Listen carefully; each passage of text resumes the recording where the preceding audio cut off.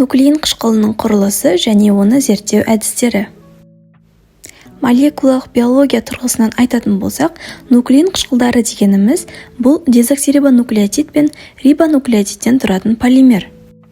Ол полимер болғандықтан, оның міндетті түрде мономері болады. Нуклеин қышқылдарының мономерлері нуклеотидтер деп аталады. Ал жалпы биология тұрғысында нуклеин қышқылдары бұл тірі организмде болатын, тұқым қуалау ақпаратын сақтап, келесі ұрпаққа жеткізетін күрделі құрылысты молекула. Нуклеин қышқылдары екіге бөлінеді: ДНК және РНК. Олар бір-бірімен азоттық негіздері бойынша және бес көміртекті қант қалдығы бойынша ерекшеленеді. Мысалы, ДНК-ның құрамына кіретін 4 азоттық негіз: аденин, гуанин, цитозин, тимин. Сонымен қатар бес көміртекті қант қалдығы дезоксирибоза және фосфор қышқылының қалдығы кіреді. Ал РНК-ның құрамына кіретін 4 азоттық негіз: аденин, гуанин, цитозин және тиминнің орнына урацил. Сонымен қатар бес көміртекті қант қалдығы рибоза және фосфор қышқылының қалдығы кіреді. Сондай-ақ РНК-ның өзі транспорттық, ақпараттық және рибосомалық болып үшке бөлінеді. Мұнда нуклеин қышқылдарының құрамындағы қант қалдығы рибоза мен дезоксирибозаның құрылымы көрсетілген. Олардың жазылу реттілігін анық көрсетіп кеттім.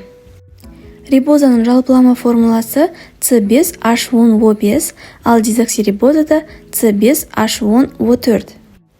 Яғни, тағы бір айырмашылықты байқаймыз: дезоксирибозаның құрылымы рибозаға қарағанда бір оттегіге кем болып келеді.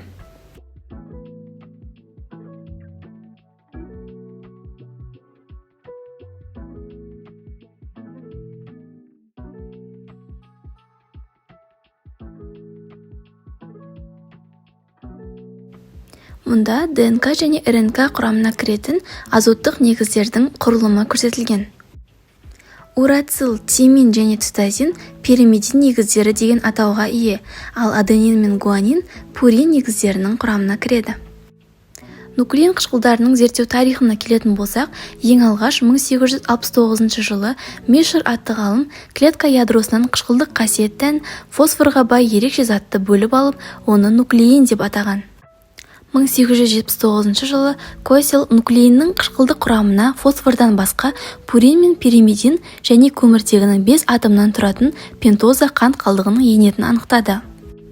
1900 жылы Лилин атты ғалым пентозаның химиялық ерекшеліктерін зерттеді.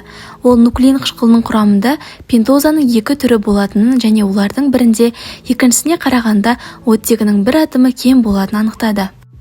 Оттегі атомы кем нуклеин қышқылының пентозасын дезоксирибоза, ал екіншісін рибоза деп атаймыз.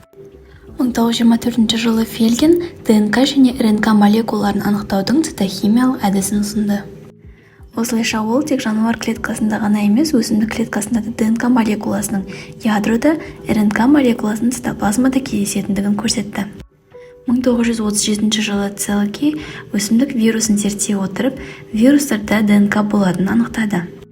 1928 жылы Гриффитс деген ғалым тірі Г бактерия штамы қыздыру арқылы өлтірілген В типті пневмококтарды жеке-жеке тышқанға енгізіп, олардың авирулентті зиянсыз екенін анықтады.